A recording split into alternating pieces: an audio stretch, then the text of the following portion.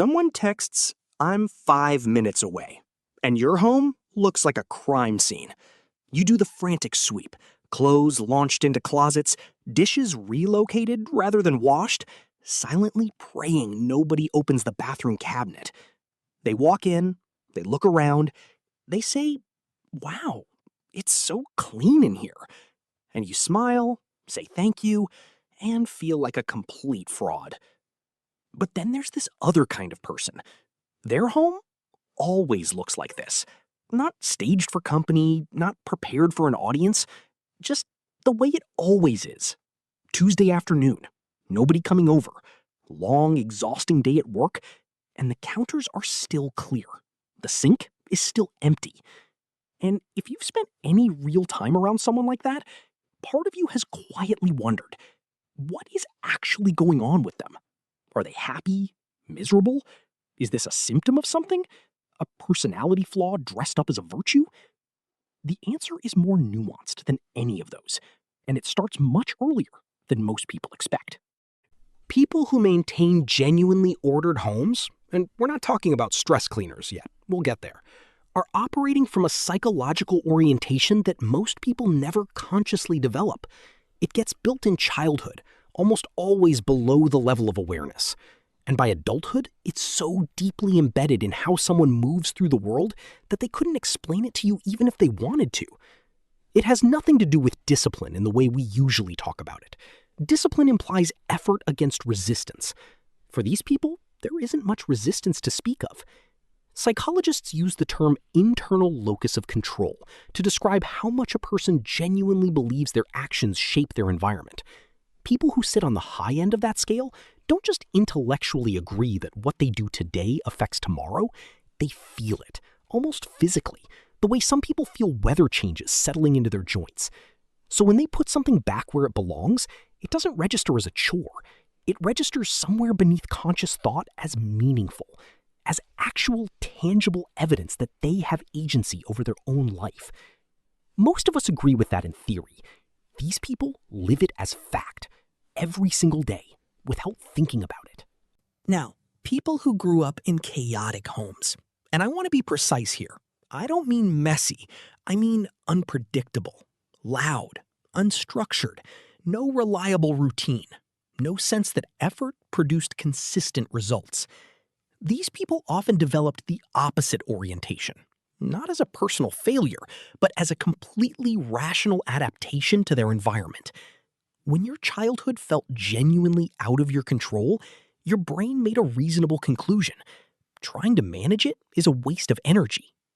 Research supports this. Growing up in chronic chaos is associated with learned helplessness and significantly weaker self-regulation in adulthood. And that doesn't disappear when you move out. It follows you into your apartment, into the pile of clothes on the chair that's been there so long it has effectively become furniture. This isn't a character flaw. It's a history. But it is worth understanding. And then there's the third type. This is the one that gets romanticized online. The aesthetic of productive chaos. The personality trait that gets turned into a relatable meme. The person who cleans when they're falling apart. Who reorganizes the entire pantry at 11 p.m. because something happened and they cannot sit still with it. Who starts scrubbing grout with focused intensity because the alternative is actually feeling what's going on underneath. There's real research behind this. A 2010 study found that people who describe their homes using words like messy, chaotic, or unfinished showed less healthy cortisol patterns than those who described their homes in calmer terms. The state of the space was showing up in the body. The environment wasn't just reflecting their stress, it was extending it. So when someone spirals into intense cleaning during emotional pain, they're not solving the problem. They're trying to calm a nervous system by redirecting it towards something simple and completable, instead of something painful and genuinely complicated. The relationship is broken, unfixable, at least tonight. The kitchen counter? That you can handle in under 20 minutes.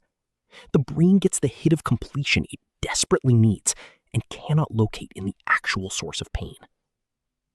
The clinical term is displacement activity. one of the more functional defense mechanisms in a strange way, because at least the bathroom ends up spotless. But here's the thing. The people who only ever clean from that place never actually feel clean afterward. You've probably experienced this. 3 hours of making everything immaculate, and you feel better for maybe 40 minutes before the same weight settles quietly back in. Because the cortisol wasn't caused by the mess. The mess was just where it landed. The people who maintain order without it consuming them, the ones we started with, they're not cleaning to feel better. The maintained space is simply the baseline they've established for their life. It functions the way most people think about brushing their teeth. You don't brush your teeth because you're having a crisis. You do it because that's who you are and what you do. That distinction, which sounds minor and is actually enormous, is the whole thing. Here's what most people miss entirely. Your home is one of the most honest things about you. Not the curated version, not the photos. The version that exists on an ordinary Wednesday, when you've had a long day and no one is coming over and you're exhausted and slightly defeated, and there's nobody to perform for. What does that space look like? Because that space is your actual relationship with yourself. The way you treat your physical environment mirrors, with uncomfortable consistency, how you treat your internal one. Either with a baseline level of care that has become habitual, or with a quiet, low-grade tolerance for disorder that you've grown so accustomed to that you stopped registering it as a choice. That's not a moral judgment, but it is information. Research has documented this consistently. Spatial order reduces cognitive load. When there's less visual noise, the brain spends less processing power simply parsing the room.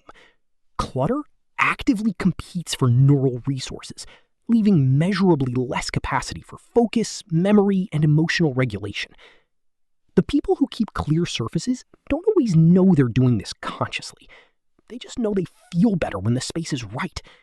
After enough time, that preference becomes a habit, and that habit becomes part of who they are. This is what every organizing book, every color-coded closet tutorial, every productivity system quietly refuses to say out loud. You can implement any method you want, and it will revert to its previous state within a month. If you don't actually see yourself as someone who maintains things. The system is not the problem. The identity is. You're not failing the method. You're succeeding at being exactly who you believe yourself to be. Which means the real question, the one that's been sitting underneath all of this, is who do you believe you are? That's a longer conversation, an uncomfortable one. And I'm not going to pretend that watching a video resolves it, but something brought you here. You clicked on a title about the psychology of clean spaces for a reason. And that's worth sitting with for more than a moment. Maybe you live with mess, and you're exhausted by it in a way you can't quite articulate. Maybe you're the clean person who has always felt slightly unsettled by it, like there's something too rigid about the fact that you genuinely cannot leave a single dish in the sink overnight. Maybe you've just noticed that the chair in your bedroom, the one buried under clothes, started accumulating around the same time something happened in your life that you still haven't fully processed. The house knows. It tends to know before you do.